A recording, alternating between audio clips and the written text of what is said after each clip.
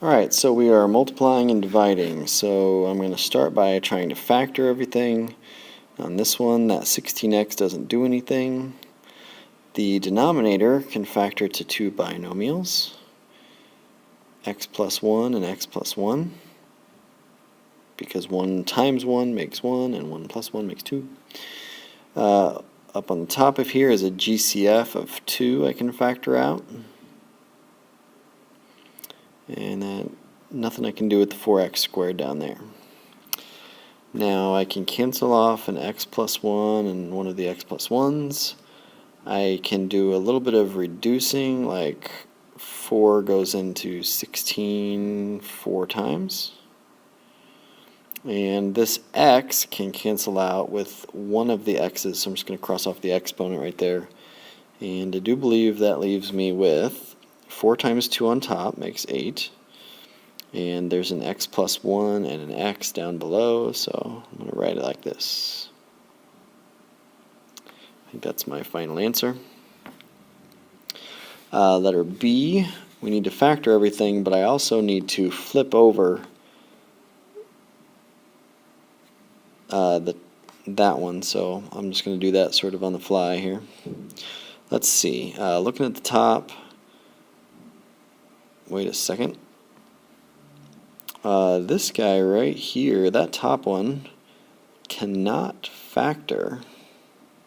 That might be an accident from whoever made the worksheet, but there's nothing that can happen there. I'm wondering if that little plus 2 is supposed to be a plus 3. But anyway, that can't factor, so I'm going to leave it alone. The bottom part can factor. What multiplies to make negative 18 and adds to be negative 3. There you go, negative 6 and positive 3. Furthermore, now remember, on this back one, the bottom, the denominator, is going to be on the top of this fraction. So I'm looking for two numbers that can multiply to make negative 12. They can add to be negative 4. And that's going to be negative 6 and positive 2. And the denominator comes from the 16 and the 10.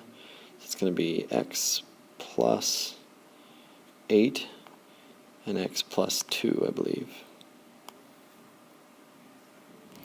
Alright, now canceling some stuff off, we got a bunch of x plus 2's, we got an x minus 6.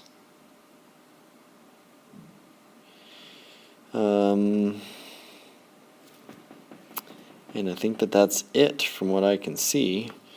The top part is just this, which we already said doesn't factor. I think that was an accident. On the bottom, I have two factors, an x plus 3 and an x plus 8. And that's the best that I can do there. Like I said, I'm pretty sure this little 2 is supposed to be a 3. That would have allowed somehow that to cancel out. But ignore that. We're done. Letter C. Alright, I can, pretty straightforward here, I can GCF factor the top, so that's 3 times x plus 2. Can't do anything with the bottom yet. Can't do anything with this 8x cubed. But I can factor this bottom. That's a difference of 2 squares, so x minus 2, x plus 2. There we go. Canceling. Goodbye, x plus 2's. X squared and x cubed can cancel out. That's kind of like 3 minus 2 is 1 left over, so that guy's still there. Let's see. 3 and 12 can reduce to 1 and 4. And then furthermore, it's kind of weird, but this 4 and this 8 can reduce to be a 2. And so what I think I have, it's a little sloppy, but I think I have a 2x on top, and I think I have an x minus 2 is all I've got left on bottom. That's my final answer there. Letter D. We are going to flip these two fractions and multiply. On the top over here, that's GCF factoring. GCF factoring on the bottom. Now remember, I'm doing the 5x plus 25 on top here. That's going to be this. And now down here, 6 times x plus 3. And now we cancel. Goodbye, x plus 3's. Let's see, these 5's cancel out.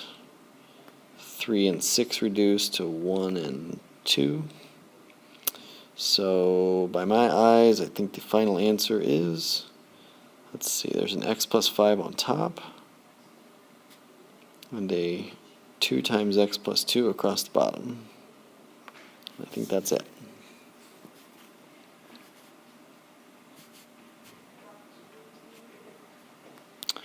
Alright, solving some ACT problems. You were supposed to choose 2 of the 3, but I'll do them all. Let's see, number 2, which of the following expressions is equivalent to this long thing? Let's see, that's pretty crazy looking.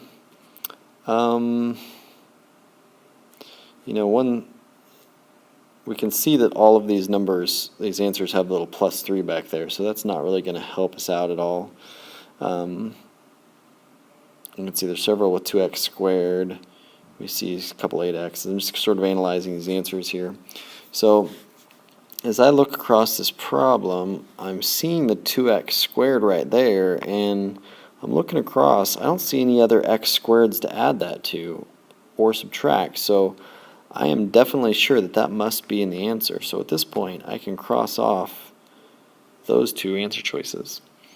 Now I can look at all of the single x terms. So I'm going to go through and sort of underline those. There's a 1x and a 2x and 3x. And then these are all being minused back here. So that's a total of 6x back there. But let's see. So I'm thinking, I guess what I'm looking at is 1x plus 2x plus a 3x and then a minus 6x. Well, this makes 6, and I'm minusing 6x, so those all cancel out. So because that cancels out, I can see that those 2 answer choices are bad, and C is good. Alright, number 3, which of the following expressions is equivalent to that? So you'll notice here there's no plus or minus signs. This is just multiply everything. So it's not 4 plus 3, it's 4 times 3. That's 12, so we can immediately eliminate those 2 answer choices. And now, as far as the letters go, we are multiplying, but you add the exponents. So basically, a to the first power times a to the fourth power gives us a to the 5th power.